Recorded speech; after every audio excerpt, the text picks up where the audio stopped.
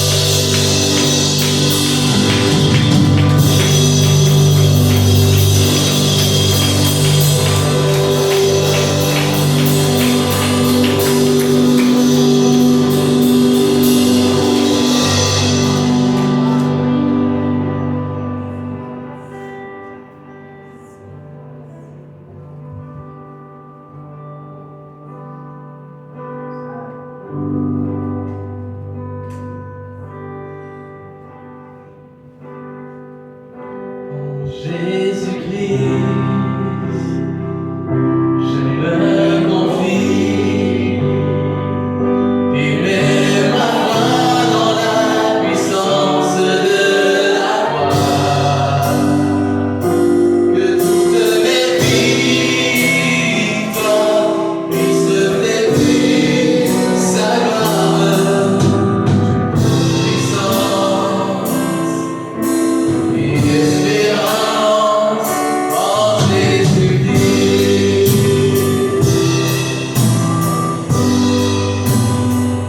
En Jésus-Christ,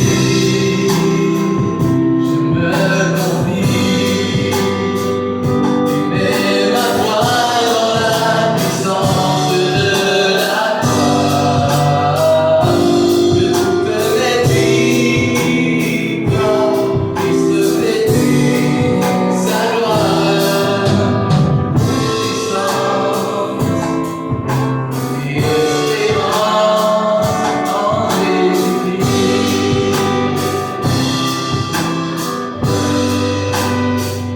En Jésus-Christ, je me confie et mets ma foi dans la puissance de la croix, que toutes mes victoires puissent refléter sa gloire, puissance et espérance en Jésus-Christ. En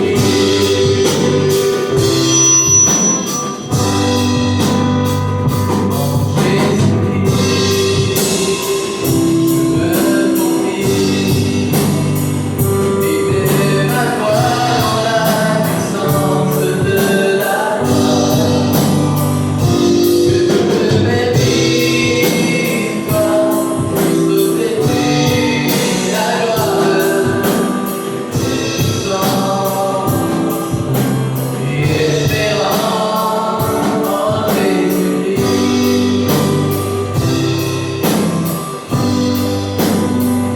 En Jésus-Christ, je me confie et mets ma foi dans la puissance de la croix, que toutes mes victoires puissent refléter sa gloire, puissance et espérance en Jésus-Christ. Que toutes mes victoires puissent refléter sa gloire, puissance et espérance, puissance et espérance, puissance et espérance en Jésus-Christ.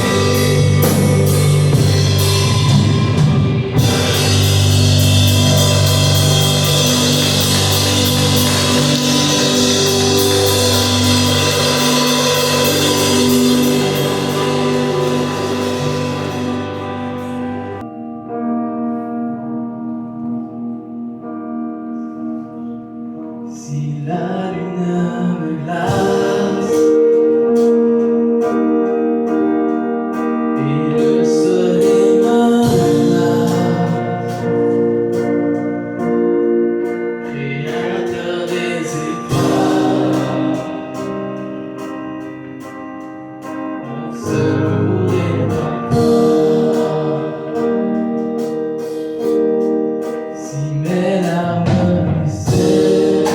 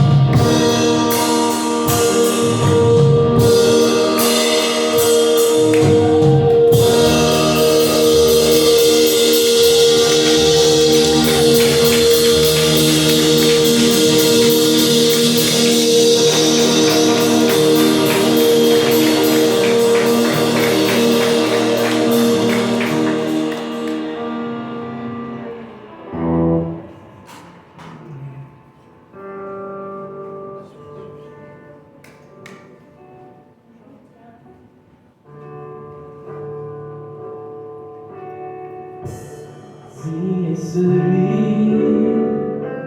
qui est assis sur son trône digne d'agneau. Nous te chantons un chant nouveau à toi immolé. Signe celui qui est assis sur son trône digne d'agneau. Nous te chantons un chant nouveau à toi immolé. Saint et Saint, Saint, est le Seigneur Tout-Puissant, qui était et qui sera. La création chante gloire au roi des rois. Tu es pour moi, et je vais t'adorer.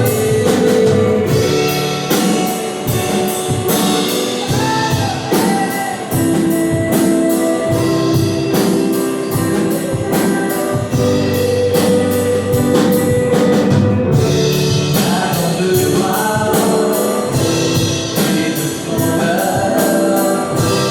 et éternel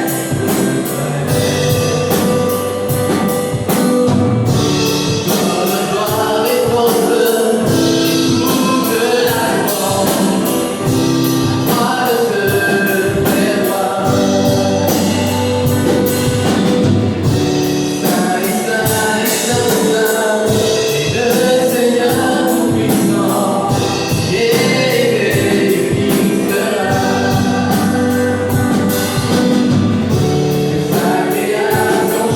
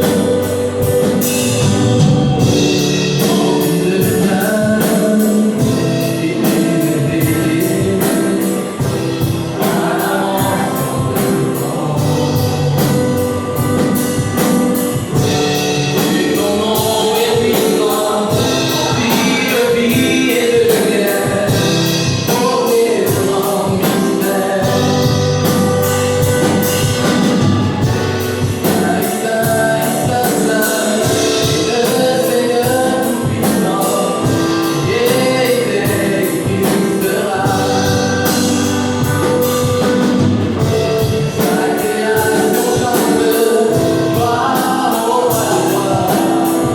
Tu es pour moi, et je vais t'adorer.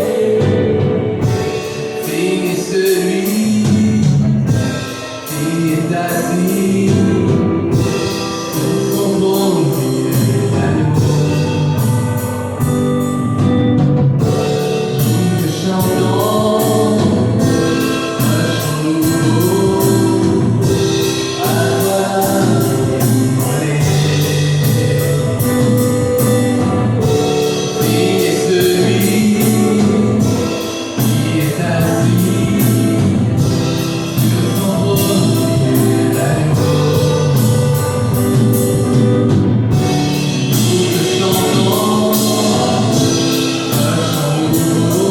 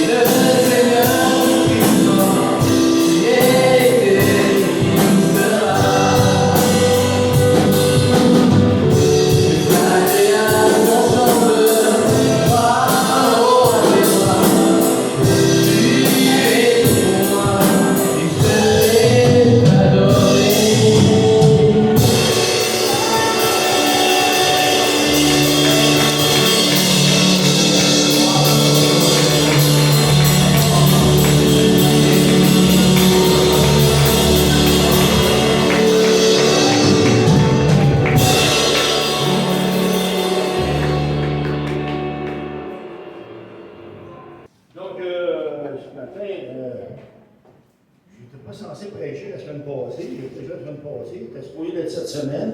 Je ne pensais pas de prêcher aujourd'hui. Là, le pasteur me dit j'aimerais bien ça, tu sais. Ben, OK, moi aussi j'aimerais ça. Ça fait un plaisir.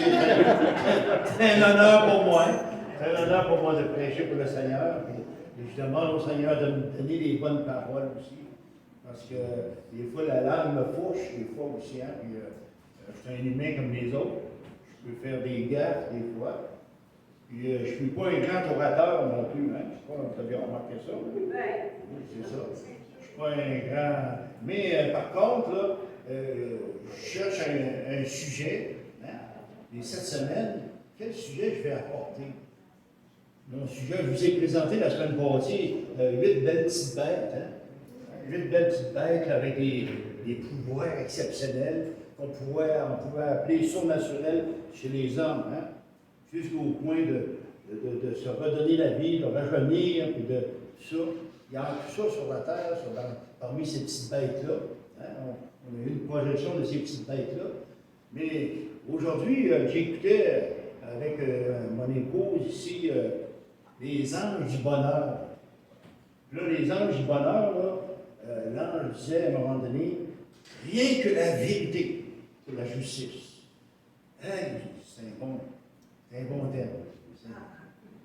Mais là, avec ça, il faut que tu cherches les versets, hein, qu'il faut pour t'appuyer là-dessus. Tu cherches dans ta parole ça. Mais quand tu as le sujet, là, tu cherches dans ta parole, tu vas lire ta parole. Puis là, on voit ici que dans la parole de Dieu, Jésus met tout l'accent sur l'importance de la vérité et de la justice. D'où l'importance ici de parler de ça. Il dit à maintes reprises, je vous dis la vérité. Et il dit que lui-même, il est la vérité. Puis, chacun de nous, nous devons être la vérité, les transporteurs de vérité. Alors, mon sujet a été trouvé. Alors, il était trouvé. Donc, ils ont resté à trouver les versets, tout ça. Puis, la parole de Dieu est un bon livre pour ça. Et Internet aussi, c'est un bon livre de recherche aussi pour aider, des fois, d'en faire des recherches. Hein, comme les bébites que je vous ai présentées la semaine passée. Hein, dans Internet, j'ai bien aimé avoir Internet pour trouver les noms de ces bébites-là. Puis, le pouvoir de chacun de ces bébites-là. Donc, le Seigneur Jésus, c'est dans Jean chapitre 8, verset 31 à 32.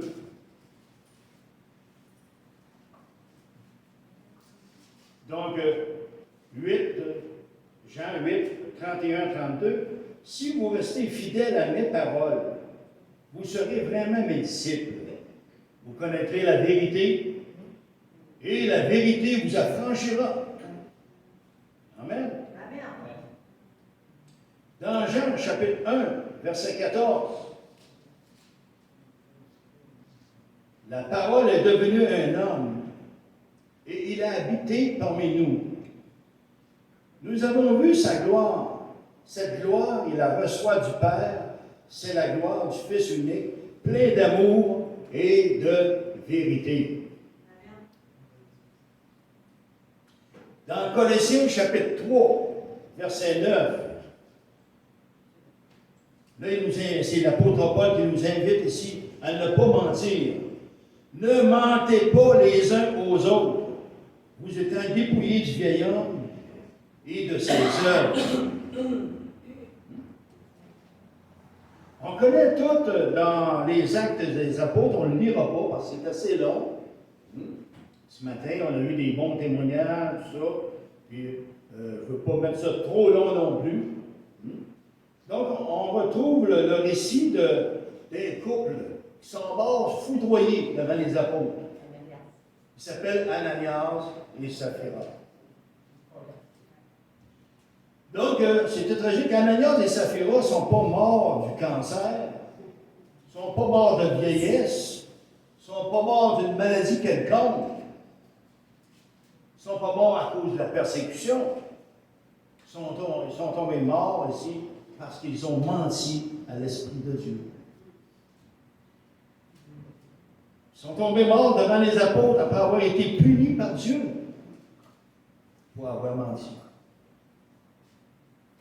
Pour comprendre la situation, je sais que vous la comprenez, là, mais c'était après la Pentecôte, l'Esprit de Dieu était tellement fort après la Pentecôte. Quand la Pentecôte est descendue, l'Esprit était tellement fort, les chrétiens venaient de tout partout. Puis ces chrétiens-là étaient pauvres souvent. Ils n'avaient pas de maison, ils n'avaient pas de terrain, il n'y avait rien. Et puis là, les chrétiens, l'Esprit était tellement fort, l'amour était tellement fort, comme tantôt, on voyait, on se parlait, on aimait ça se parler. Mais c'est encore plus fort que ça, l'Esprit. Fait que l'Esprit poussait les chrétiens à vendre leur maison, à vendre leur terrain et d'amener l'argent de leur vente aux pieds des apôtres. Et ceux-ci le distribuaient à qui mieux, à celui qui en avait besoin. Donc, mais Ananias et Saphira, c'est dans ce contexte-là qu'ils sont arrivés. Mais les autres, ils voyaient ça un peu différemment. Ils ont vendu leur propriété, ils ont vendu leur terrain, ils ont gardé une partie du prix de leur terrain. Et puis ils ont apporté le reste aux pieds des apôtres, faisant croire que c'était tout l'argent qu'ils avaient reçu pour leur terrain et leur maison. Ils voulaient passer pour des gens spirituels comme les autres. Alors ils ont menti à l'Esprit de Dieu. Puis ça, c'est grave. Ça, c'est grave pour la parole de Dieu. Donc, pour paraître spirituel, aussi spirituel que les autres, ils ne dirent pas qu'ils avaient gardé une partie de cet argent-là, alors qu'ils avaient le droit de le faire. Ils n'étaient pas obligés de le faire. Ils n'étaient pas obligés de vendre leur terrain, ils n'étaient pas obligés de vendre leur maison, mais c'est surtout sur le fait, c'est qu'ils ont menti à l'Esprit de Dieu. Puis là, Dieu les a foudroyés. Donc, d'après ces versets, on voit que les menteurs n'hériteront point du royaume de Dieu. Est-ce que vous êtes d'accord avec moi? Les menteurs n'hériteront point le royaume de Dieu. Je me rappelle, là, tout d'un coup, que j'ai prêché sur cette chose-là il y a peut-être 2-3 ans, le mercredi. Ceux qui étaient là le mercredi, là, ils vont se rappeler un peu des choses que j'ai enseignées. Mais ce n'est pas une copie, photocopie, là. C'est pas une photocopie ici. Dans 1 Corinthiens, chapitre 6, verset 9, parce que le Seigneur, il parle aussi contre ceux qui sont injustes. Hein. Et le thème ce matin, c'est rien que la vérité pour la justice. Donc, dans 1 Corinthiens, chapitre 6, verset 9, ne savez-vous pas que les injustes n'hériteront point le royaume de Dieu? C'est bien ça qui est écrit. S'il y a quelque chose qui fait mal dans la vie, qui blesse, qui laisse des traces, quelquefois pendant des années, des années comme ça, il y a des gens qui meurent avec de l'amertume parce qu'ils ont été sujets à des injustices, qui ont ça dans leur cœur toute leur vie. Ça les amène à la révolte, ça les amène à détériorer une relation entre eux. Et puis même, ça amène l'agressivité, la paix disparaît. La relation avec Dieu, même, des fois, peut être perturbée, puis même disparaître à cause de ça. À cause de ça, une contradiction, une contrariété, des fois, une accusation fausse. Notamment quand cela nous arrive, la Bible nous dit, par contre, dans Romains, chapitre 12, verset 21, ne te laisse pas vaincre par le mal, mais surmonte le mal pour le bien.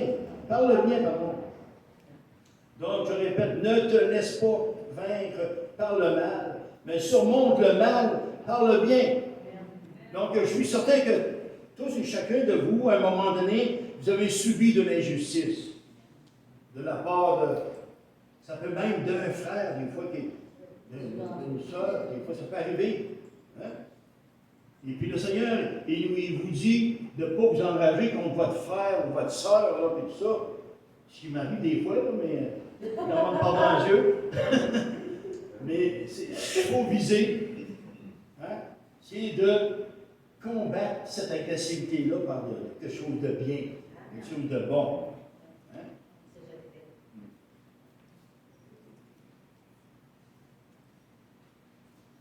Dans Romains, chapitre 12, 21, bon, c'est ça qu'on vient de lire. Je vais vous donner un exemple, par exemple. Un jour, j'étais au Tim Hortons, à Joliette. Et puis, j'attendais pour me faire servir en avant du Tim Hortons, comme ça. Et puis, il y a un géant de 6 pieds 4, 6 pieds 5 derrière moi qui arrive avec un petit surpet, grosse barbe, hein, l'air mauvais, qui commande, qui fait sa commande par-dessus ma tête. Fait que là, la jeune fille avait l'air d'avoir peur, qui servait, elle le sert. Là, j'ai senti l'injustice, j'ai senti la révolte à l'intérieur de moi. Mais quand j'ai vu à faire, j'ai vu de me modérer. Là, ce que j'ai vu, là, tout le monde attendait, fait que j'ai fait signe. Monsieur, vous seriez mieux servi en avant. Là,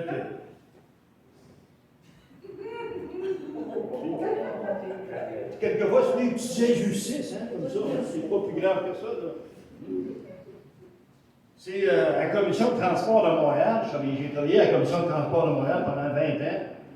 Et puis, j'étais cantonnier, on appelle ça cantonnier.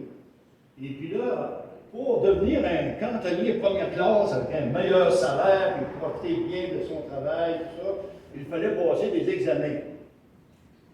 Fait que j'apprends par un ami qui travaillait dans le bureau que quelqu'un dans le bureau voulait devenir cantonnier première classe alors qu'il n'avait jamais travaillé comme cantonnier, il n'avait jamais travaillé. Et puis en plus, c'est qu'il avait reçu toutes les questions avec toutes les réponses de l'examen. Là, moi, j'avais passé tout juste mon examen, tout juste. T'sais. Puis là, lui, là, il avait eu presque 100. Là, il se vantait, il a eu des bonnes notes et tout ça, puis il avait étudié fort. T'sais. C'est des injustices, ça. Des fois, hein, c'est difficile de gérer ces choses-là. Je l'ai marmonné longtemps, cette histoire-là. Comment dire ça? Dieu, à l'intérieur de moi, je l'ai lu longtemps. Il n'était pas chrétien dans le temps. Et vous voulez dire que ça. Donc, mais il y a des frustrations qui sont encore plus grandes que ça dans la vie. Il y a l'histoire de Joseph, par exemple. Joseph, l'ensemble de son histoire, nous la retrouvons dans Genèse 39 à 50. Je pense que je ne le lirai pas pour sauver du temps. Vous le connaissez, d'avoir le texte. Hein? Fait que je vais juste commenter. Hein? Commenter. Il y a eu le rejet de ses frères, qui étaient jaloux. Ils l'ont vendu comme esclave. Puis après ça, ils l'ont vendu en Égypte comme esclave pour Potiphar. D'accord? Et là, il y a eu une fausse accusation de la femme de Potiphar, hein, parce qu'elle voulait l'avoir dans son lit. Là, lui, non, il voulait être fidèle à Potiphar, son maître. Puis, ça l'a amené où, ça? À la prison. Eh oui. L'oubli, après ça, il y a eu des compagnons en prison. Hein? Il y a eu les chansons du roi et puis le panetier du roi qui avait manqué en quelque chose auprès du roi. Le roi les a envoyés en prison auprès de Joseph. Et Joseph leur donnait comme un service. Et puis tous les deux, ils ont eu un songe. Les chansons et le panetier. Pour ceux qui ne le savent pas, là, les chansons, c'est celui qui, le vin qui sert le vin et tout ça. Il faut qu'il boive avant de servir le roi. Et puis là, si c'est empoisonné ou pas, là, il y en a qui empoisonnaient le roi. Là, le panetier, c'est les légumes, les fruits, la nourriture, le panetier. Mais là, le chanson, lui, il avait eu son songe, puis il a demandé à Joseph qu'est-ce qu'il pensait de ça. Puis Joseph lui a expliqué son songe. Il dit, écoute, le roi va te remettre dans tes fonctions. Et il dit, pense à moi. Pendant que tu vas être dans tes fonctions, pense à moi. Puis le panetier, il était tout fier de ça, tout bien content. Il dit, je vais raconter le mien, mon songe. Puis, hey, ça. Mais là, lui, il était condamné, il dit, le roi va te couper la tête. Fait que là, il attendait après les chansons, mais il n'y a jamais eu de nouvelles de chansons, jusqu'à ce qu'à un moment donné, le roi a eu un songe à son tour. Et puis là, les chansons, il a dit au roi, il dit, je connais quelqu'un qui peut expliquer votre songe. Alors, ils ont fait venir Joseph de la prison. Joseph a expliqué le songe au roi. Et puis le roi l'a tellement trouvé intelligent, l'a trouvé tellement fort, qu'il l'a nommé deuxième après lui dans toute l'Égypte, dirigeant de toute l'Égypte. Et puis, après quelques années, donc il était le dirigeant de l'Égypte, il était comme le deuxième après le roi aussi. Et il y a une famine qui arrive dans le pays des frères qu'il avait vendu. Là, il y avait faim. Dans le pays de Jacob, tous ses frères, tout ça. Hein? Ils avaient faim. Donc, il a fallu qu'ils aillent en Égypte ici pour trouver de la nourriture. Et là, ils ont trouvé Joseph. Ils ne l'ont pas reconnu, eux, mais Joseph les a reconnus. Là, ça devait brasser, hein? On l'avait vendu. Hein? On avait ri de lui. On l'avait persécuté. En tout cas, on l'a rejeté complètement par ses frères. Ça. Mais il a pardonné à ses frères. Il s'est fait connaître à ses frères facilement.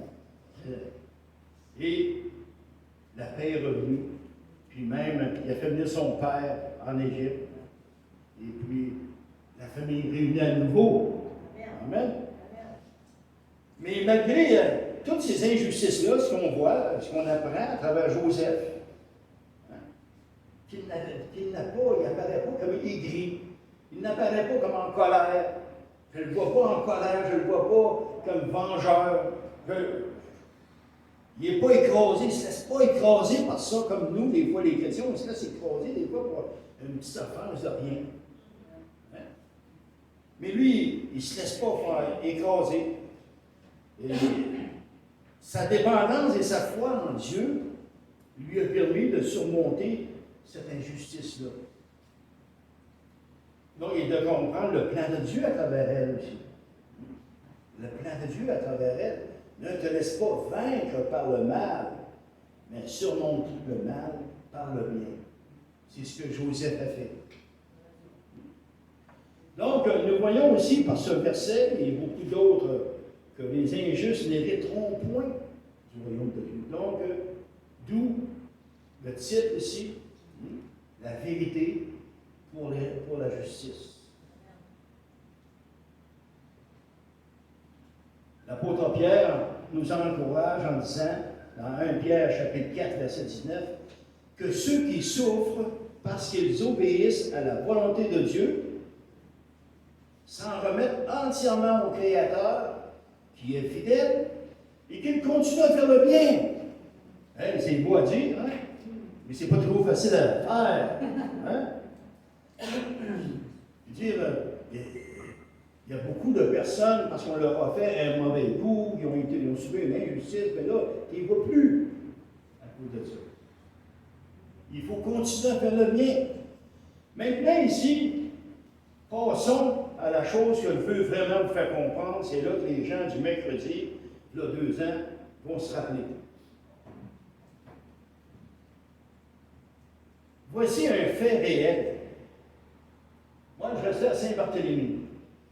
À Saint-Barthélemy, un monsieur lavait sa voiture. Là, soudainement, 2 hommes l'attaquent, comme pour le tuer. Il y a comme un ravin, là, il y en a un qui tombe dans le ravin. Là, lui, il a l'instinct de dire à sa femme, à crier à sa femme, il dit, ma femme, prends le fusil, il est chargé, près de la porte, il y a 2 hommes qui m'attaquent, qui veulent me tuer. Tire sur eux. Les 2 hommes font partir en courant. C'est une histoire vraie, là. Je l'ai rencontré même avec des frères au million à un moment donné, on a parlé de ça encore, on en parle à toutes les fois qu'on se rencontre. Et puis, là, je me posais la question, l'homme a menti parce qu'il n'y avait pas de fusil. Il n'y avait pas de fusil pendant tout ce temps-là. S'il n'avait pas menti, qu'est-ce qui aurait arrivé? C'est mort. Ou presque mort. Donc, mais il a menti. Ça dit dans la Bible que les menteurs n'hériteront point du royaume des cieux.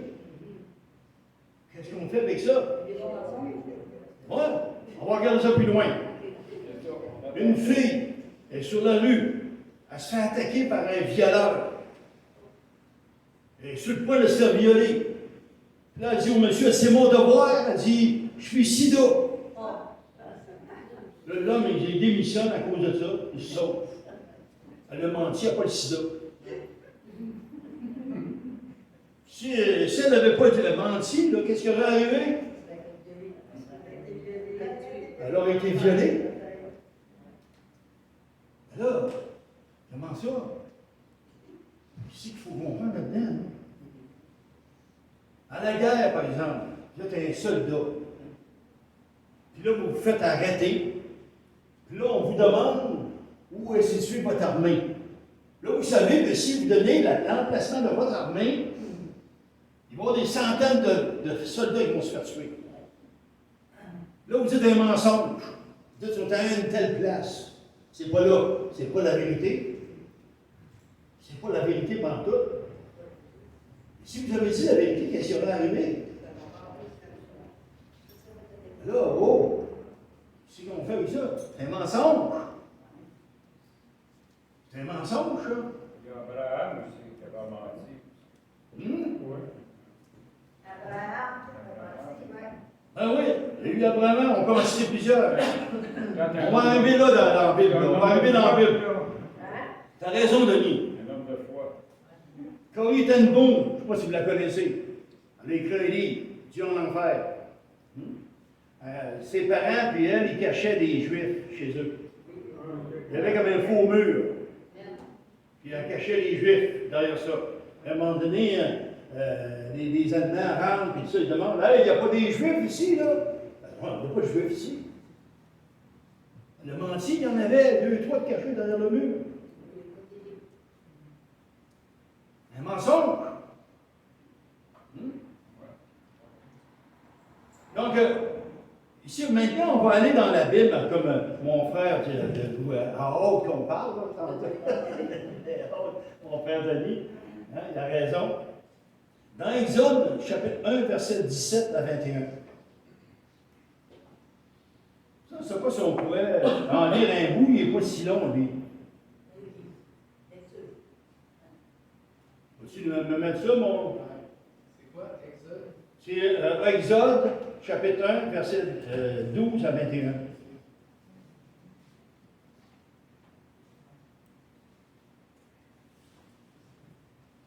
Là, c'est le peuple d'Israël qui est aux mains des Égyptiens. Mais plus on l'accablait, le peuple de Dieu, plus il se multipliait et s'accroissait. Ils ont pris en aversion les enfants d'Israël. Alors les Égyptiens réduisirent les enfants d'Israël à une dure servitude. Ils leur rendirent la vie amère par de rudes travaux, en argile et en briques, et par tous les ouvrages des champs, et c'était avec cruauté qu'ils leur imposaient toutes ces charges. Le roi d'Égypte parla aussi aux sages, femmes des Hébreux, nommées l'une Shifra et l'autre Pua. Il leur dit, quand vous accoucherez des femmes des Hébreux et que vous les verrez sur les sièges, si c'est un garçon, faites-le mourir. Si c'est une fille, laissez-la vivre. Mais les sages femmes craignirent Dieu. Ils ne firent point ce que leur avait dit le roi d'Égypte. Elles laissèrent vivre les enfants. Le roi d'Égypte appela les sages femmes et leur dit, « Pourquoi avez-vous agi ainsi et avez-vous laissé vivre les enfants? » Les sages femmes répondirent à Pharaon, « C'est que les femmes des Hébreux ne sont pas comme les Égyptiennes. Elles sont vigoureuses et elles accouchent avant l'arrivée de la sage-femme. » Un mensonge. Dieu fit du bien Hey, regardez bien ça. Dieu fit du bien aux sages femmes et le peuple multiplia et devint très nombreux. Ils ont été récompensés pour avoir dit un mensonge. Là, il faut essayer de comprendre de quoi. Là. Les menteurs n'arrêteront point du royaume des cieux. N'oubliez pas ça. Là. On a dit ça tantôt, on a lu. C'était clair et net. Hein? La vérité s'en vient. En voulez-vous d'autres? Il y a Abraham qui a menti aussi. Hein? On continue. Donc, les sages-femmes, ça dit que Dieu a fait prospérer leur maison et il les a remerciés. Il les a bénis pour avoir menti à Pharaon. Pour avoir protégé. Hein? Pour avoir protégé. Ouais. Voilà, mais ils ont menti. Il y a quelque chose, comment faire le rapport là, de tout ça, là? Hein? Ils ont menti. Donc, Rahab, on va aller voir Rahab maintenant, ici, la prostituée. Josué, chapitre 2. Josué, chapitre 2, versets 1 à 7. On peut-tu avoir ça, mon...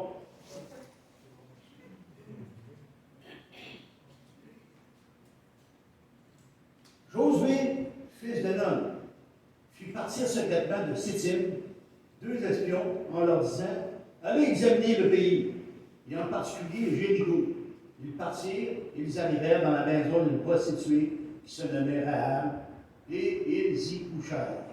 Continuez. On dit au roi de Jéricho, « Voici, des hommes d'entre les enfants d'Israël sont arrivés ici cette nuit pour explorer le pays. » Le roi de Jéricho envoya dire à Rahab, « Fais sortir les hommes qui sont venus chez dans ta maison, car c'est pour explorer tout le pays qu'ils sont venus. » Les femmes prirent les 2 hommes et les cachèrent. Et elle dit, « Il est vrai que ces hommes sont arrivés chez moi, mais je ne savais pas d'où ils venaient, d'où ils étaient. Et comme la porte a dû se fermer de nuit, ces hommes sont sortis. J'ignore où ils sont allés. Hâtez-vous de les poursuivre, et vous les atteindrez. » Elle les avait fait monter sur le toit, et les avait cachés sous les 6 genêts qu'elle avait arrangés sur le toit. Ces gens les poursuivirent par le chemin qui mène au gué du Jourdain, et ils l'ont fermé la porte après qu'ils furent sortis.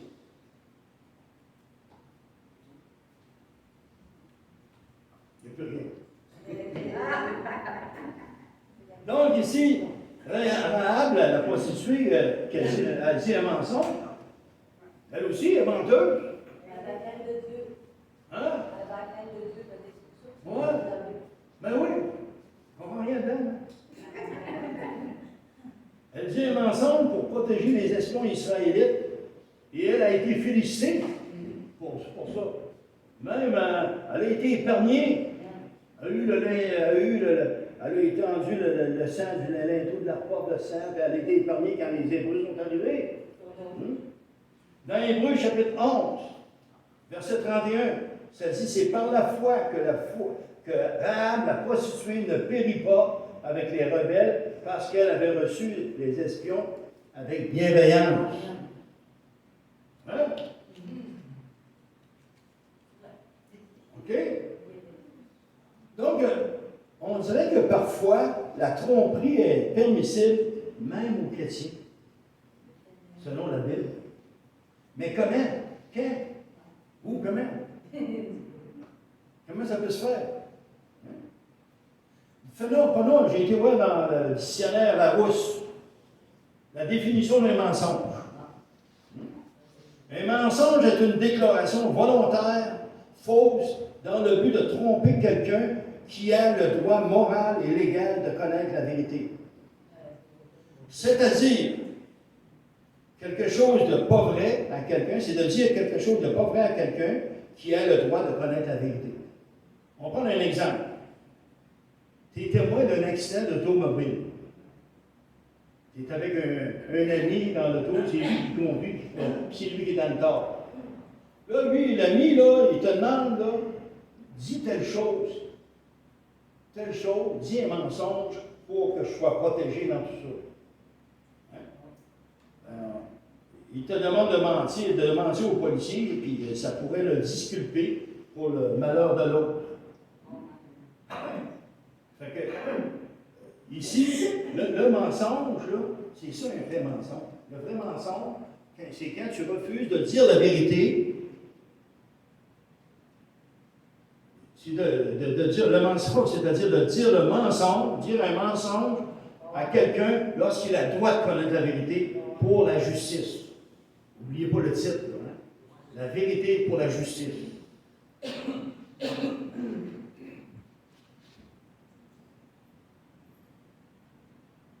Donc, il y a aussi des mensonges. OK, il peut y avoir des mensonges. Comme moi, c'est arrivé, j'ai eu un accident à Joliette, à un moment donné, il est rentré dans une chose d'eau. Puis là, il y a un morceau, de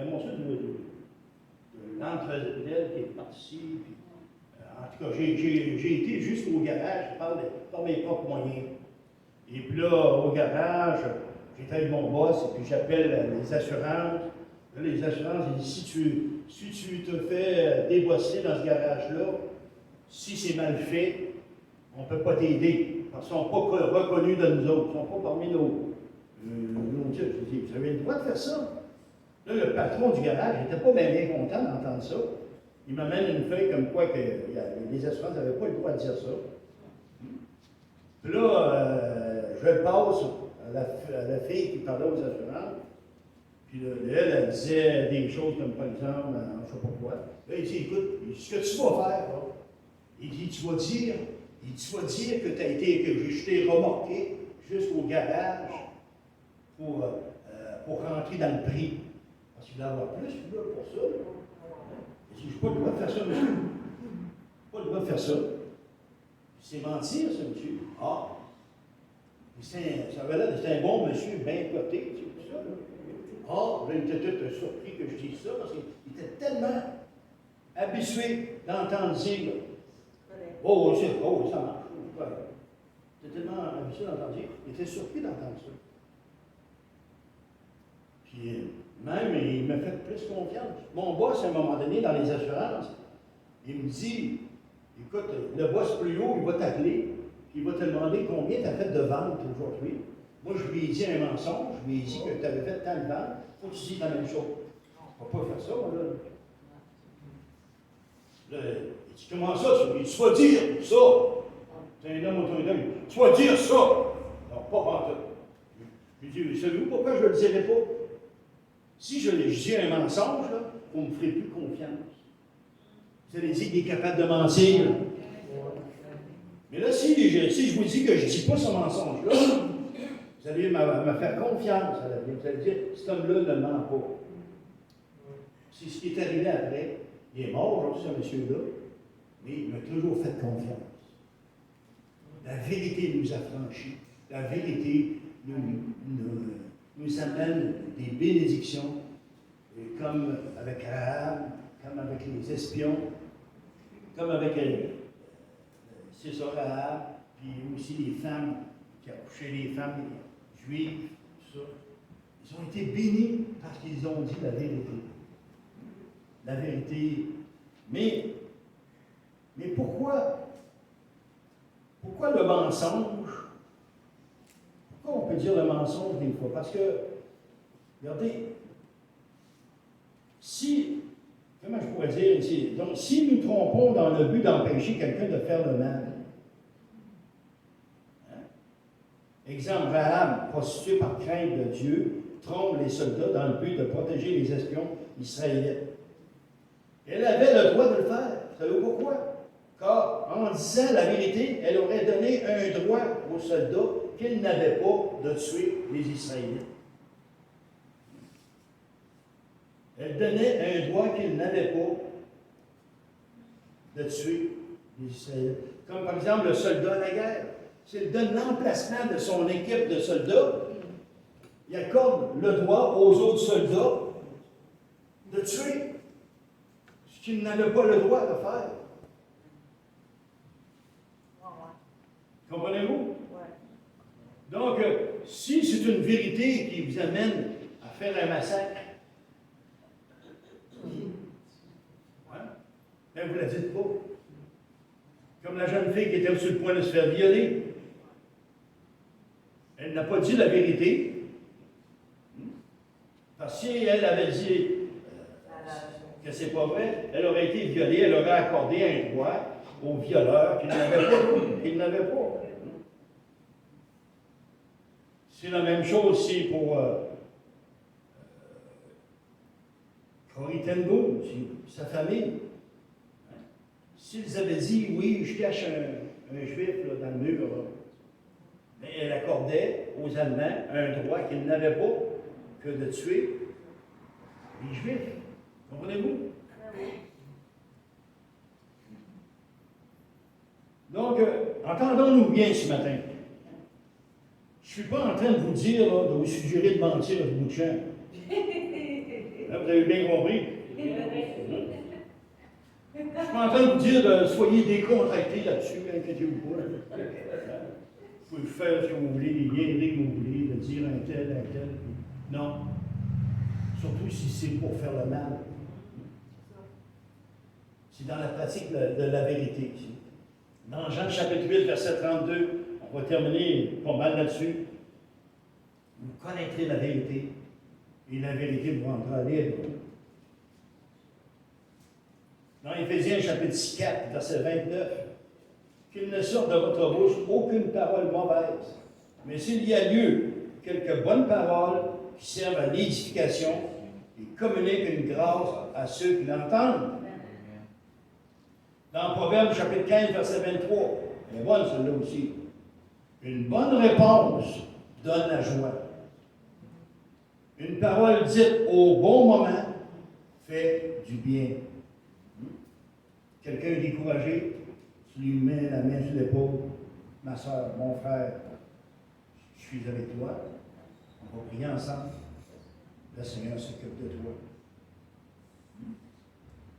Moi, je crois à ça quand quelqu'un dit écoute, on va lui communiquer de l'énergie. Puis ce n'est pas nécessairement les chrétiens qui vont dire ça. On va lui dire qu'on l'aime. C'est communiquer de l'énergie. Hein? Quand tu dis à quelqu'un, hey, je t'aime, mon frère, je t'aime, ma soeur, je t'aime, mon ami, on va, et tu démontres, tu fais des bonnes actions, tout ça, mais tu communiques de l'énergie à ce moment-là. Terminez là-dessus.